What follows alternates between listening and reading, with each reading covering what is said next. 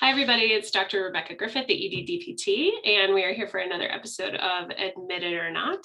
And my official summer disclaimer, it is summer break in the Griffith household, so this door behind me could burst open with children in any state of disarray at any moment, so keep your eyes out for that. And I'm happy to have with me today my friend, Dr. Jess Wallner. Jess, do you want to introduce yourself? Sure. Name is Jess Wallner, and I recently moved to Richmond, Virginia. I worked with Rebecca for about 6 years at the University of Colorado Hospital. And prior to that, worked at Denver Health and St. Joe's, also in Denver. Went to University of Colorado for PT school. Graduated more years than I would like to say ago. But yeah, kind of retrospective history there. And so practicing in acute care, which has always been my passion. Which is where I remain today at VCU.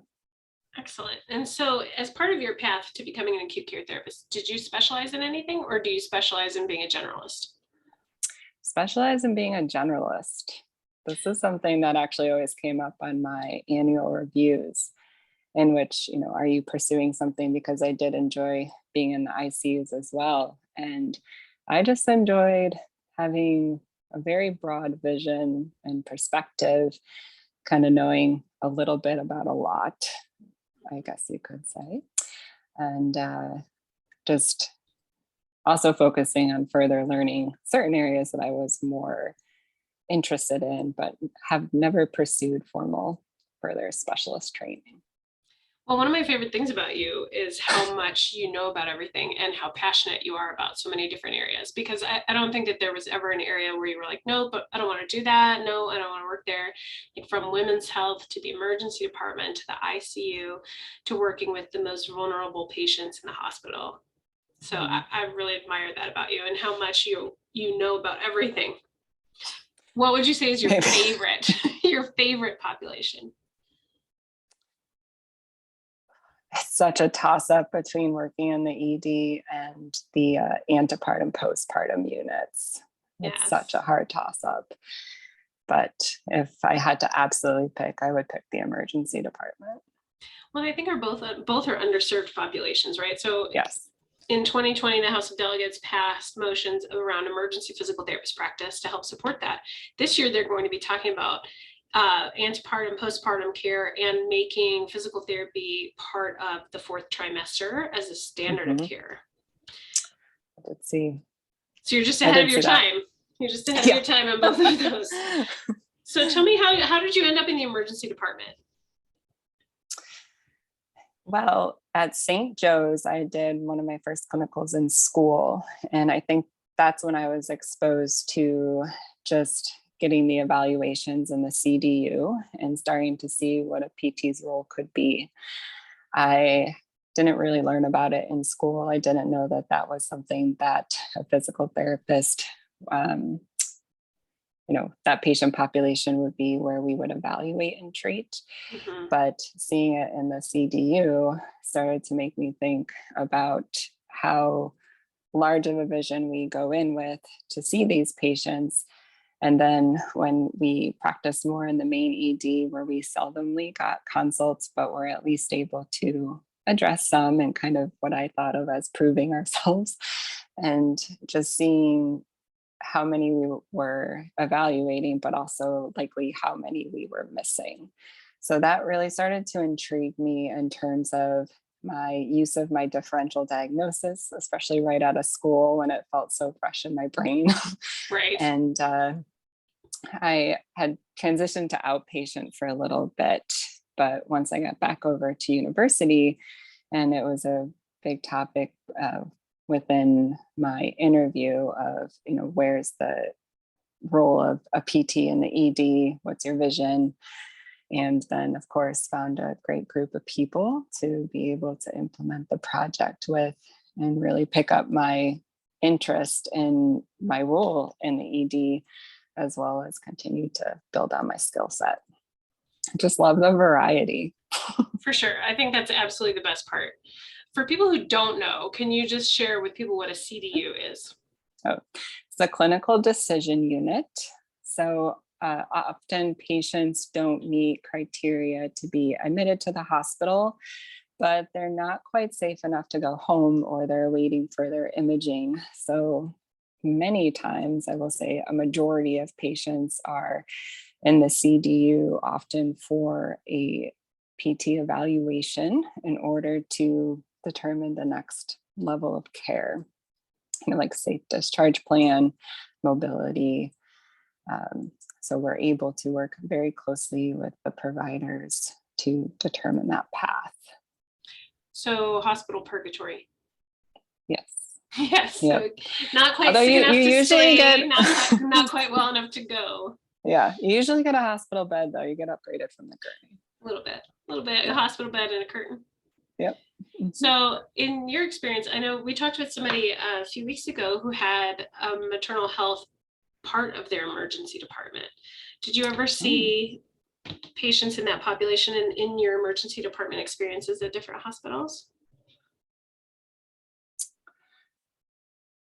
I don't think I had seen them prior to university, no. But I did see patients who were peripartum for sure at UCH. I would say mainly those that were coming in with back pain or some type of musculoskeletal pain. But there was one that who, the differential, of course, looking at musculoskeletal versus potential back labor, those types of diagnoses. We recently had a PT in our emergency department who was part of their differential diagnosis skills for a patient with low back pain, actually diagnosed a miscarriage in progress. I mean, they didn't diagnose that, but it kind of differentially got down to the point where it sounded like the symptoms were not consistent with musculoskeletal low back pain. It was actually a pregnancy complication. So in that case, it didn't have such a great outcome, but it shows the utility of having a physical therapist in the emergency department to help kind of not miss some of those things. Mm-hmm. Absolutely. So speaking of kind of those differential diagnoses, what was one of your best catches? I would say one of my best catches was this young female who was on oral contraceptive, and she had gone to another hospital prior to coming to us with this significant leg pain and swelling. And of course, it was very on in our early, ED pilot program. So it was, can you come see this patient for gait training with crutches? And we need to get her out and get her some follow-up. And I was like, yeah, of course. But, back up, and I'm always going to do my own assessment of the situation. And the patient's picture was really just not fitting anything that I felt comfortable just giving her crutches and letting her go home. Something in my gut was telling me we were missing something, and it really pointed me in this like vascular compromise direction. And this poor girl. So I had looked back at the records that she had from the other hospital as well as ours, and I realized that she hadn't had an ultrasound, and her leg was completely swollen, like hip all the way down to the feet. It was, she was describing it like she felt like it was going to burst, and truly her skin was, shiny, discolored, and it kind of looked like it was going to as well, right? It's kind of like that ballooning. So I looked back in the chart, realizing she hadn't had that ultrasound, and I went to the provider and I said, I don't feel quite comfortable mobilizing her, and she hasn't had an ultrasound yet. Like, is that something we want to consider? And that was very diplomatically phrased.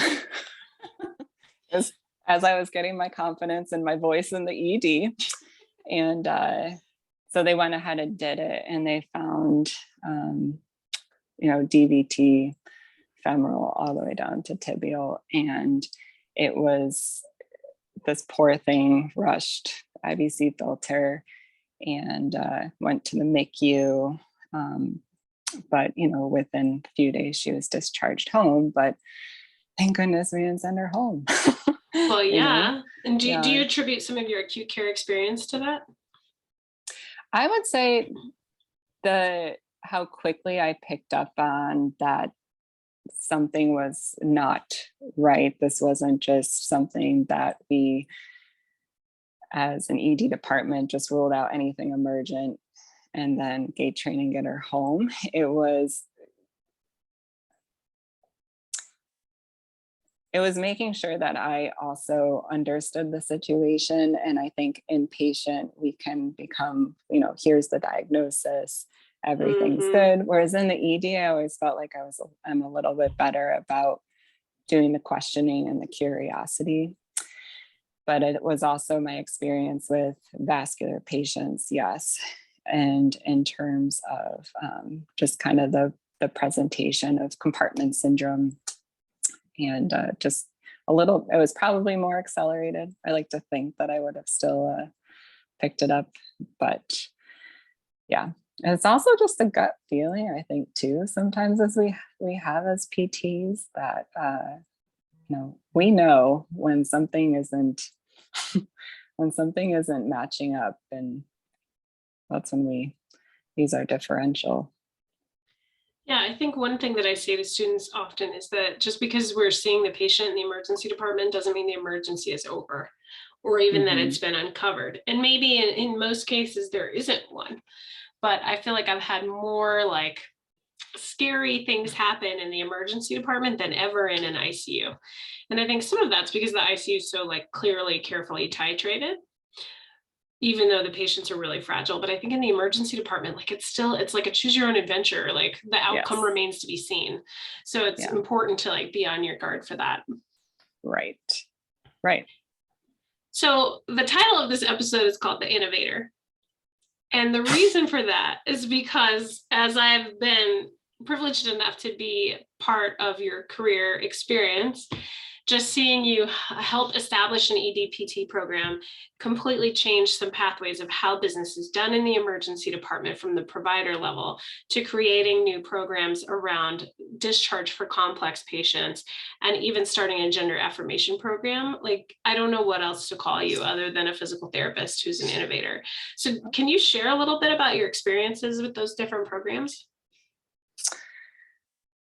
We can start with what's called PRIME. So it's a proactive rehabilitation interdisciplinary management and evaluation team. Oh my God, I didn't know it stood for something all this time, and I didn't know it stood for something. Yes. It's okay. The team and I sometimes had to look it up because we would forget. I had no idea. I just thought it was kind of a cool name. Yeah. And it was one of the most challenging yet rewarding programs that I have ever been a part of, creating and implementing and successfully passing off to the next crew. But what we did is we looked at patients who could truly benefit from quite early intervention, intervening from a core team of a PT, an OT, a social worker, and we were overseen by a PM&R physician. And what we did was, these patients were very complex in terms of their discharge planning. Many of our patients have discharge barriers that come up throughout their hospital stay, but this patient population also had 2 or 3 social complexities that was keeping them in the hospital longer. And what we worked towards is creating a team that would follow these patients throughout the continuum of their hospital stay. We were asking for identification as early as in the ICU, as well as in the ED, or upon anywhere that a PT in the hospital evaluated the patient. So they did have to have rehab needs for physical and occupational therapy, often speech. They had, of course, social work needs, and they also did need to have some medical needs as well, based upon the PM&R physician's role. So medications, ongoing clinical treatment. And we found that with this core group, following these patients consistently throughout their hospital stay and being able to identify multiple paths they could take to get out of the hospital safely, we were able to essentially work towards more than one discharge option at a time. So if I knew a patient had, X, Y, and Z benefits, or they had inpatient rehab benefits, but we actually don't have anywhere to send them safely home after. Okay, well, let's simultaneously work on this plan to get the patient tolerating rehab. And then while our social worker, of course, a rock star in terms of helping gather social support. I mean, reaching out, community, family members, anyone, whether it was in the US or not, to see if we could establish a safe destination for this patient. Well, while we're working towards rehab, at the same time, the patient could be in the hospital long enough with us to reach a level where they would be safe enough to go directly home. So if we were able to identify a support system, again, whether it was in the US or elsewhere, we could assist this patient with perhaps getting directly home to that support system, perhaps maybe not at the highest functional mobility level or independence level that we might have reached for prior, or perhaps the patient could have achieved at rehab.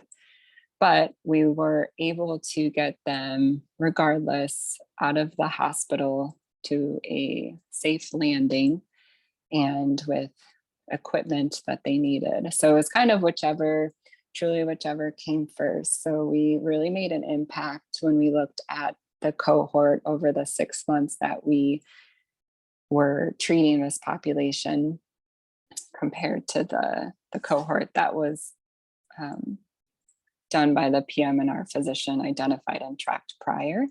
So we averaged like 3.3 days in terms of saving the hospital. So 3.3 days less length of stay with the prime team, the PT, OT, social worker, and PM&R physician, and our ability to follow them and be like constantly quite dynamic with our discharge planning. I want to be an advocate for patients who don't have one. Yes. Like that's the part that really gets me is that I feel like one of my favorite parts about working in the emergency department is that we're a safety net for everyone. Mm-hmm. We can take all comers, regardless of their ability to pay, regardless of their ability to speak English, regardless of their health literacy. Like, we will take you. Like, there's not a time when we would turn anybody away. And I really like that about the emergency department. But once they get admitted to the hospital, that's not always the case. And those patients have a tendency to fall through the cracks. And so this program really revolutionized the way that we care for those patients, and that we make sure that regardless of all of those factors, they're able to get the care that they need. Right. Absolutely. So when they were identified in the emergency department, I mean, so many. Yes. Yes. Well, we don't have it. And with the amount of options we have here is zero. So let's call in the experts. Right. And the amount that I learned too about the community resources available and just in terms of the system. And I was really able to use that knowledge on my ED days as well to prompt conversation. This patient doesn't quite fit prime criteria for admitting to the hospital for the prime team to follow, but to at least to be able to offer some of these ideas that, okay, our patients can, in the ED, it might not be perfect, but can it be safe enough? Yes. Mm-hmm. Can it be good enough? Yes. And so many times I think about, I would really love to do more for that patient, but because a physical therapist saw them, especially if it's, in terms of, I guess, regardless of what it is for, but the fact that a physical therapist saw them, they already got so much more than what they would have had we not been there. And I had to remind myself that, especially when I walked away from sessions that were like, I don't know what I just did. I might have not done anything. Right. But Or ones where you feel like you barely scratched the surface. yes. Like I could be in there for 6 hours today and we'd still not be ready to go. Or this Mm-hmm. patient needs 6 years of physical therapy. Mm-hmm. What good was that session? But I found like in like collecting patient satisfaction data as part of a recent pilot program, like sometimes those were the patients that I walk out and I feel like I didn't do anything. Like I didn't fix the problem. I didn't take your pain away. I didn't change your life circumstances. But what I found was most of those patients were really the most satisfied with the Mm-hmm. care that they got. And I don't Mm-hmm. know if that was because we listened to them, or it was because we tried our best, or because something that we did really landed and made a difference. But I think sometimes we underestimate the value that we can provide, especially in those cases that other professions might write off as like lost causes. Absolutely. And there's a huge fear coming into the ED as well. Mm-hmm. And physical therapists, in terms of our listening and then providing education, I mean, pretty much rock stars with that, I would say. I totally agree. I also feel like we're one of the only professions that touches people. Yeah. Like, Yeah. and particularly for any real length of time, or like if you're getting up to go to the bathroom for the first time, like we do such a good job of making people feel safe and cared for. And I think Right. that goes a really long way. Mm-hmm. So if people listening are thinking like, gosh, that sounds amazing, how do I do that at my hospital? What would you suggest? The right crew needs to be able to work in tandem extremely well, closely. It's a lot of communication. To be blunt, I would say you have to have quite a forward personality. There's a lot of advocating for your patients, especially when you're working with patients all over the hospital. So we had patients on the neuroscience unit, the general surgery unit. You know, your patients are going to be a part of every which team. So I think that you need to have a very grounded feeling in what your role is and experience in terms of where you see the functional prognosis of somebody being able to achieve as well. But communication, so a team of very strong communicators is absolutely necessary for sure. And it was helpful to have our PM and our physician. It was his pilot study, and it was nice to have his input, especially in our rounds, because there would be, medical things that we wouldn't really understand. It was obviously like oncology, for example, is one of my weak areas. Like I read one of those charts and I could be reading French. It doesn't Absolutely. matter. That's not just me. I'm always like, oh, okay, the full fox in the cismoplatin down the carba titralaxin. Yeah. I'm like, so what does he need and how long does he need to be here?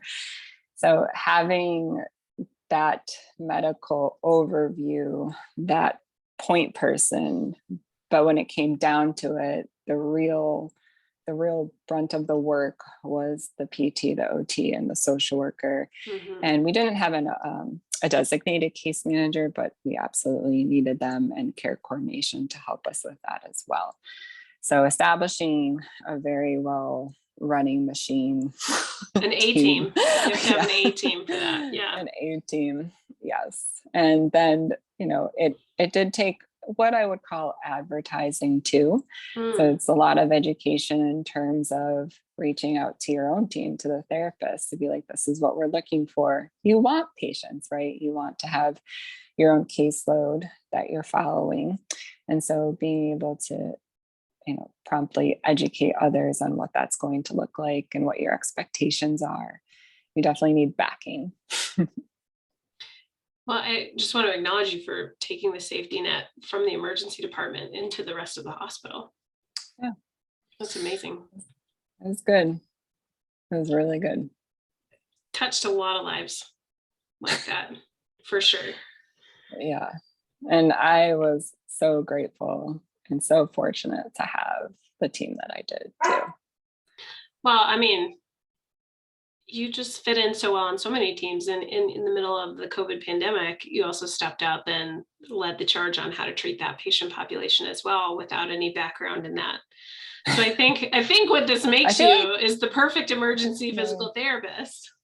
I feel like for COVID, I was more of like a little, I was more of a follower.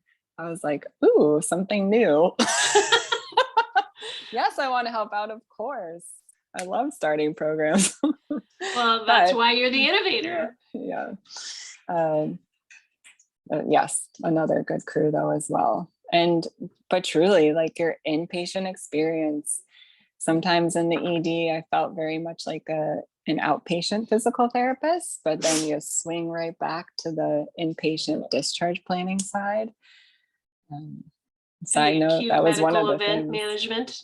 Yeah. Yeah. Just like monitoring of orthostatics, like when you differentially diagnose the vertigo population, everything comes in. Oh, 100%. Well, it's not Which that, is but why it's not that, but it could be this, but it might be that. But which of these is actually bad? Yeah. Right. That's true. Yeah. All right. So it's time for the case of admitted or not. So what do you think? Do you have a case for us, or do you want a case? I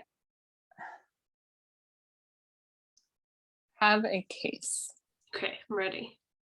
And I'm going to try and fill in the accurate details as best I can. But I remember a patient living in a larger body, so body habitus that might not let providers examine as someone that lives in a body that can, let's say, fit in an MRI machine. So a patient came in, back pain, unable to ambulate, can't do imaging, giving him pain meds, kept overnight in the CDU. He was on, I don't remember what pain medications they were giving him, but it was like to the level of what was acceptable in a CDU, not anything that required being admitted. And the patient did have lower extremity weakness, no loss of bowel and bladder. We went through all those questions. Nothing that was giving me a red flag of any type of cord compression. And this is probably for every single patient that walked into the ED with back pain and lower extremity weakness and back pain that I could not touch because it was so painful for the patient, is what on earth do I do? Okay. So my first goal is, okay, I'm going to exam, eval, assess what's happening. Can I make a difference? And can I see what's happening at the lumbar spine? And I got nervous because my palpation skills were probably not as valid as I wanted them to be because I couldn't find my landmarks. I could kind of give an overview of what I thought. The patient's strength was not only impaired because he was reporting weakness, but also because of his pain. So couldn't get true test because of positioning and couldn't get true test because any type of hip flexion caused that pain and he couldn't do the motions that I needed him to do. And then when I just said, okay, like, I don't think I'm going to be able to look at this as a treating low back pain situation. I'm going to segue back over into my functional mobility assessment and let's see if we can move. And he could sit up at the edge of the bed. Again, larger man, did need some help. But then he was unable to stand. And I didn't feel safe standing him either. He was a truck driver. That's what it was. So to me, okay, well, this is plausible that he would have pain. I wasn't doubting his pain at all because of what we know he does for a living. And the inability to piece out what weakness truly looks like and truly is in this patient, and not knowing any type of imaging, what am I going to do? When it comes down to it, can I safely say he can't leave the emergency department? Absolutely. I can say that he's not safe to go. And in that case, we'd admit that patient. We'd admit them, right. But then there were always conversations, I believe, and this is where we need a strong voice as PTs in the ED and anywhere else we are, of we can't admit him. Diagnosis wise, whether it was hospital-based barriers, like let's say capacity, that was a really big issue. And I can't fight with that. Right. There is not a space for this patient to be, right? Yeah. So I think that going back though to his presentation of his pain, his lower extremity weakness, and his inability to stand, what in terms of ruling out our red flags, or when we don't have access to the imaging, right? Do we just focus on pain control and then follow up? I guess. That's a hard question, especially in a patient who, if they're an over-the-road trucker, like may not have a home base. And I've noticed that I've had several patients like that who are just passing through, whether they're coming from the airport, whether they're coming from a truck stop, who don't have a home to send them to. So even if I could send them home, I can't send them to a truck that they can't get in and out of, that they can't drive, because then they're just stuck. So I think that's a good question. And what did you end up doing for this patient? So I think he ended up getting admitted because I couldn't let him go. Yeah, he couldn't go, right? He couldn't get up. Right. And they ended up doing, I believe, a steroid taper. And usually, and I know that this had been discussed when I was there as well, like in terms of where are you going to go, but they did have hotel options, fortunately. Good. But yeah, I think those cases always made me a little bit nervous. I mean, are we not catching anything if we did have imaging and it said it was negative? But we're still seeing this presentation where you're thinking, is there something else happening at a level that we're not looking? And that's such an inclusivity barrier as well, to not have appropriate care for patients just based on their body size. Correct. Yeah. Yeah. Huh. Well, on that happy note, I think we have a lot of room for improvement in how we manage those patients, particularly when we don't have those extra resources.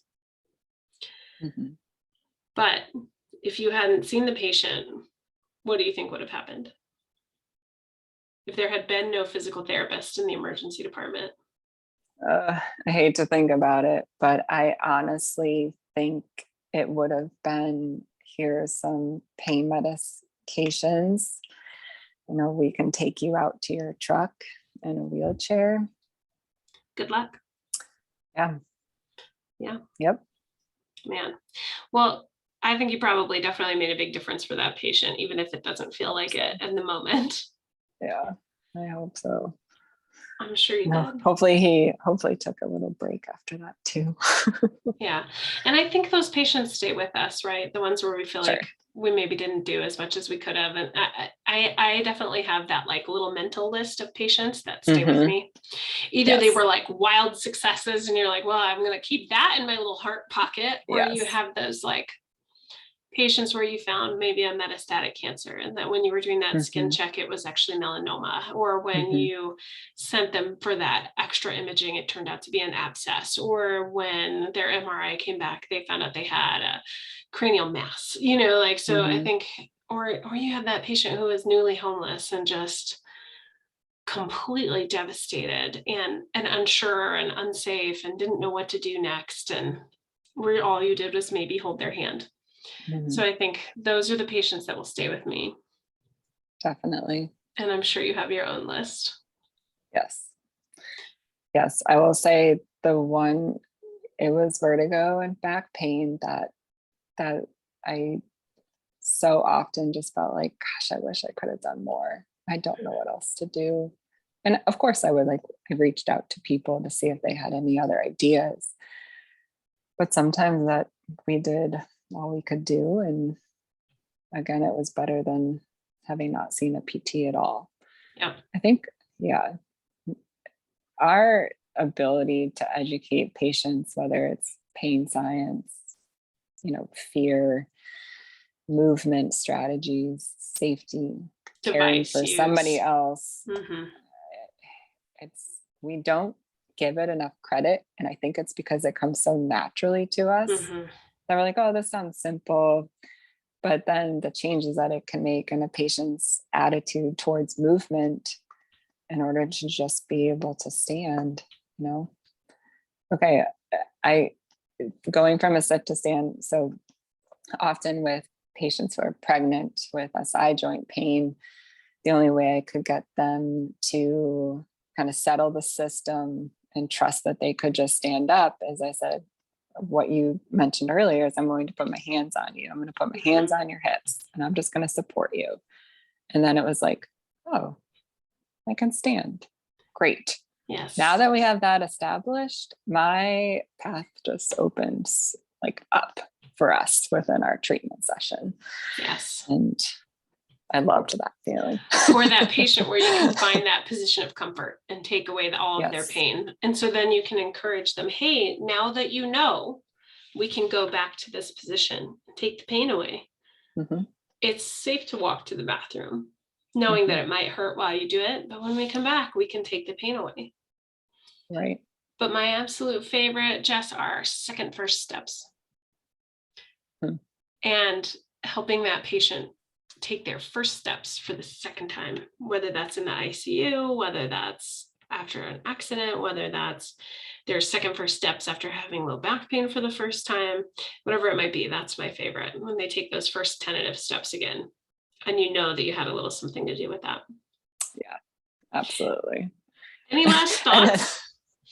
And then, oh gosh, for those that practice in the ED, I don't know if this will sound familiar, but and then someone comes around and sees how their pain's doing, and the patient is like, oh yeah, that pain pill worked great. And you're just like, that's the worst. You're like, oh, it's been 45 minutes together and my body is tired. And you're like, wah, wah. Oh, stab to the heart. Well, the best compliment I ever got was a patient who told me I was better than Dilaudid. And I was like, hey, oh, that's right. I'm going to get that as a tattoo right here on my chest. Better than Dilaudid. I'm going to put that on my CV. Dr. Rebecca Griffith, better than Dilaudid. That should be on the back of your shirt. I should. I'm going to put that, the ED-DPT, better than Dilaudid. That'll sell out in a hot second, I'm sure. I think so. Just put Dilaudid. Thank you so much for being with us today. Do you have any last thoughts? I don't. Thanks for chatting. I loved it. It was awesome. And I hope you guys will subscribe to the YouTube channel, follow us on our podcast site, and check out the blog for more informative posts. Have a great day, everybody.